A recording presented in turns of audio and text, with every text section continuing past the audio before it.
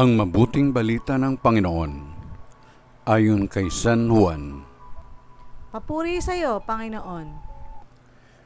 Noong panahong iyon, sinabi ni Jesus, "Tandaan ninyo ito, ang pumapasok sa kulungan ng mga tupa nang hindi sa pinto nagdaraan ay magnanakaw at tulisan. Ngunit ang nagdaraan sa pintuan ay siyang pastol ng mga tupa.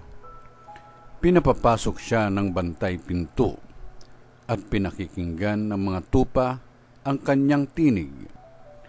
Tinatawag niya ang kanyang mga tupa sa kani-kanilang pangalan at inilalabas sa kulungan. Kapag nailabas na, siya'y nangunguna sa kanila at sumusunod naman ang mga tupa sapagkat nakikilala nila ang kanyang tinig. Hindi sila sumusunod sa iba, bagkus pangay patakbong lumalayo, sapagkat hindi nila nakikilala ang kanyang tinig." Sinabi ni Jesus ang talinhagang ito, ngunit hindi nila naunawaan ang ibig niyang sabihin. Kaya't muling sinabi ni Jesus, "Tandaan ninyo, ako ang pintuang dinaraanan ng mga tupa.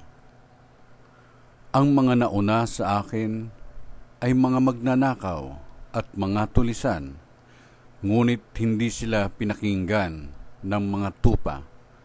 Ako ang pintuan. Ang sinumang pumapasok sa pamamagitan ko'y maliligtas. Papasok siya't lalabas at makatatagpo ng pastulan. Kaya lamang pupunta rito ang magnanakaw ay upang magnakaw, pumatay at magwasak.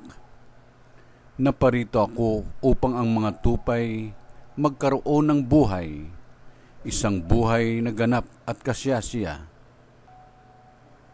Ang mabuting balita ng Panginoon. Pinupuri ka namin, Panginoong Jesucristo.